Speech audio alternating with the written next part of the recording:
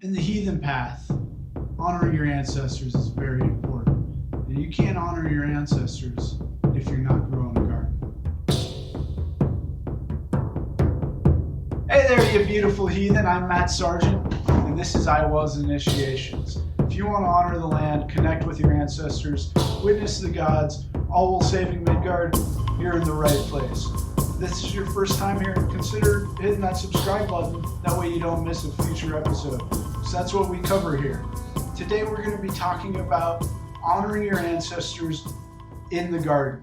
As I said, ancestral veneration is a very important part of the Germanic pagan path, heathen path, whatever you want to call it. We covered it in the last video. You can check that out here, but wait till later because this is going to be a really good video. Today we're going to be talking about one of the best ways in my experience to connect with your ancestors, and that's by growing your own food. We're going to go a little further than that and talk about growing your own food, fiber, fuel, and medicine in an ecologically beneficial way. The task of growing your own food can sound daunting. It doesn't have to be, and at the start, your goal shouldn't be to grow all of your food for a year like our ancestors had to. Your goal should be to maybe grow enough food that you have something for bloats to celebrate that's really special because you grew it. Maybe you're a little more advanced in gardening and you want to grow enough food that you have a meal of homegrown food once a week, once a month, whatever works for you. But by partaking in the age-old tradition of growing your own food, that is something your ancestors can relate to, and it's something you can do. And when you're doing it, you'll feel it in your blood. Your body remembers what it's like to grow your own food, because for ages, up until the last 100 years, people have grown their own food. The supermarket is a very modern invention, and it's one of the greater disconnects that we have with our ancestors. This premise is backed up by ideology found in the runes. When you look at the meanings of the runes, a lot of them have significant agricultural implications. You look at Yera, Ing, even Lagus maybe to a certain extent, Feo, even Hagalaz. All these runes, when you look at the meanings, they really kind of talk about things that affect the harvest, because the harvest was our ancestors' livelihood, and it should at least be a part of yours. And if you make it a part of yours, you're going to really connect with your ancestors. And we're going to talk about this a little bit more. We're also going to talk about the tenets of building a garden that not only benefits you, but benefits the landscape in your local ecology. Before we jump into that, I want to give a shout out to a Facebook group that asked me to do a series of videos for them covering the ecological garden and its connection with heathenry. And that group is Valhalla, Freya's Way, the Path of the Veneer. If you're not a member, I highly recommend you head on over there, sign up. You got to fill out a couple questions, because all the details of the EcoGarden, which we're going to just kind of skim the cover of today, they're coming up over the next 26 weeks, and they're going to be featured exclusively on that Facebook group. That said, if you're interested in the EcoGarden, it is something I'm highly passionate about, and combining ecological landscape design, growing your own food, fiber, fuel, and medicine, while honoring the land, connecting with your ancestors. That's what this channel is all about. So don't just think that all the good information's in that group, because I'm going to be sharing plenty right here on this channel. Stay tuned for that. A garden, no matter how small or how big, even a small scale farm, as long as you're trying to produce as much of your own food as possible, preferably food, fiber, fuel, and medicine, to be more self-reliant, and is one of the best ways to connect with our ancestors. It's like I mentioned, it's how they lived. However, a traditional garden or small scale farm can be a lot of work. You gotta, nice straight rows, you gotta weed it, you've got to bring in fertilizer, you gotta control the pests, and it's a lot of work. Although it is rewarded with food and that spiritual connection with your ancestors and glimpses of the gods, like I said, it's just a lot of work, and it can be overwhelming, and it's of little ecological benefit. That's where the EcoGarden comes in.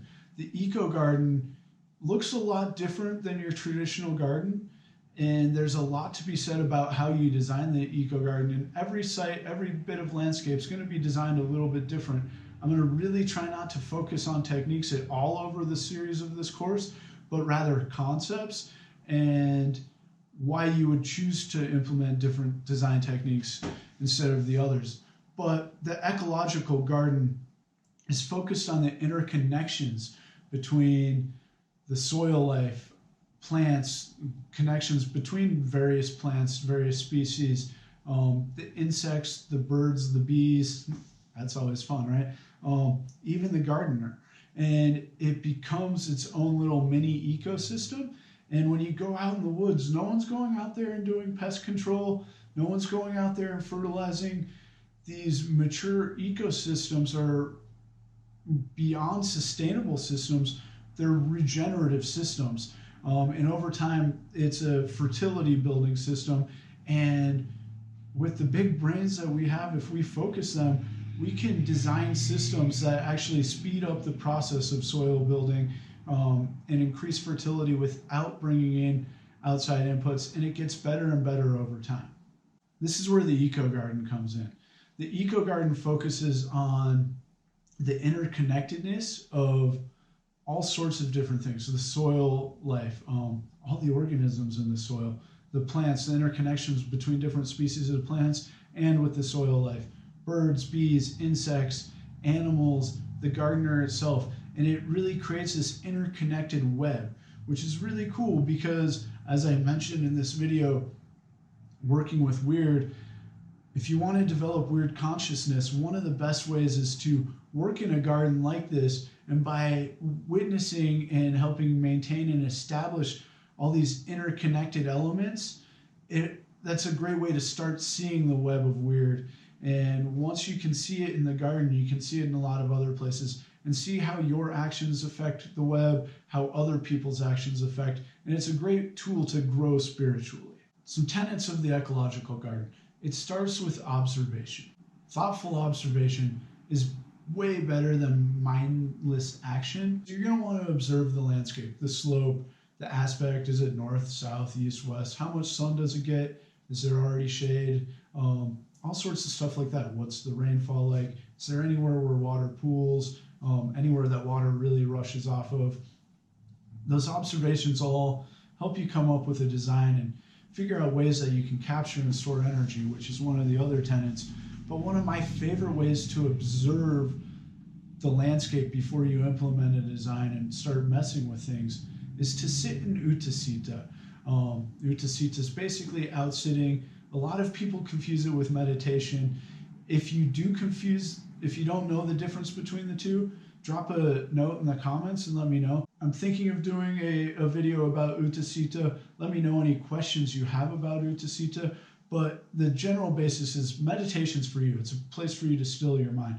Uttasita, you're sitting out looking for to receive kennings, divine inspiration from your ancestors. So if you go sit in the landscape with the intent to receive messages for the landscape, for ways to make it more abundant for the ecosystem and yourself, I can almost guarantee you that you're going to get those messages. Another tenet of the ecological garden is to focus on the connections between different elements that you may want in the garden or that are already there. Say there's a medicinal plant that you want to grow, such as echinacea. Very strong medicine, beautiful plant. You can focus on its connections with other elements that might be beneficial to you. Since it's a flower, it's great for pollinators. Maybe you want to raise bees. If you've got bees, you can make your own mead. That's always a win in my book. But so you've got the echinacea, and yeah, it's good for the bees, and it'll bring in bees for other plants. That's great.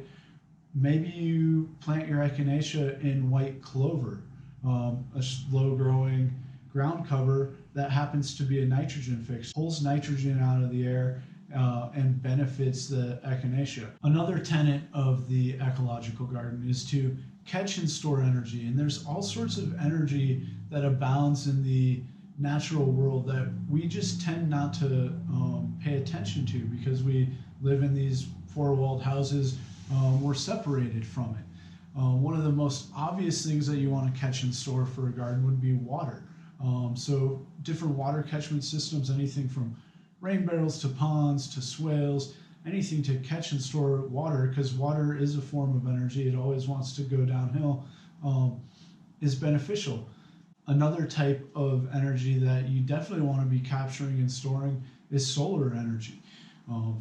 Plants grow based off of photosynthesis, so you want to maximize that solar energy, and there are different design patterns you can use that enhance how much sun an area is capturing, and the more sun you're capturing, the more photosynthesis you have going on, the more plants you can grow.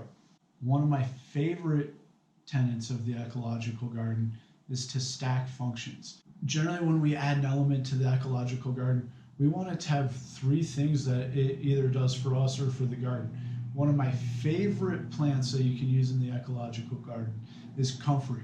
Comfrey is an herb. A lot of farmers consider it a weed. It's really a miracle herb. In Latin, the name really translates as bone knit. It does wonders for soft tissue injuries and or bone injuries.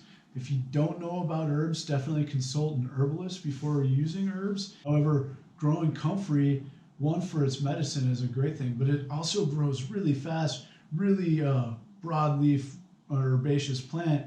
And in most areas in North America, you can cut that plant down 2 to 4 times depending on your growing zone, and use that leaf matter as mulch to feed the soil around other plants. A third function that it serves is, with the big bushy growth pattern that it has, it acts as a living mulch and suppresses a lot of other weeds. So that's 3 functions out of comfrey. 4, if you've got small livestock, goats, sheep, geese, rabbits, they all love comfrey, and it's really good for them as long as you're not just feeding them comfrey. So there's 4 functions out of one plant, and that's a perfect example of function stacking. In the EcoGarden, we also want to maximize the edge effect. And the edge effect is where 2 ecosystems meet, tends to be the greatest diversity of life. We also want to spend a lot of time collaborating with succession. Succession is an ecological process that moves from an immature ecosystem to a mature ecosystem. Different parts of the planet have different apex ecosystems, but you can, if you work with succession, with mindful design and the other elements that we've already talked about, you can go from an immature landscape, an immature ecosystem, to a mature ecosystem much faster than just letting nature take its place. Another tenet of the EcoGarden that we're going to talk about is using biological and renewable resources. So eventually you'll get to a point where you don't have to bring in outside material to benefit your garden. However, at the start, and you don't have to, we'll cover all sorts of different ways to jumpstart things in future episodes. But at the start, it can be really beneficial to go out in the fall and grab everyone's leaves that they're throwing away and either compost or use them as mulch, because they're super high nutrient sources and they'll really benefit the soil microbiology on your site. One, this honors our ancestors because we're doing what they did. They never threw anything away. They used everything that had any value to them because they had to. Their livelihoods depended on it. The other thing it does is it makes you an honorable ancestor, because by creating a healthy ecological system that provides food, fiber, fuel, and medicine for your family, for your kin and kith, you're doing an honorable thing, and you're saving Midgard, which means your descendants will have somewhere to live, and that makes you something worthy of honoring. If you want to learn more about that, check out this video about cultivating the 9 noble virtues in a food forest.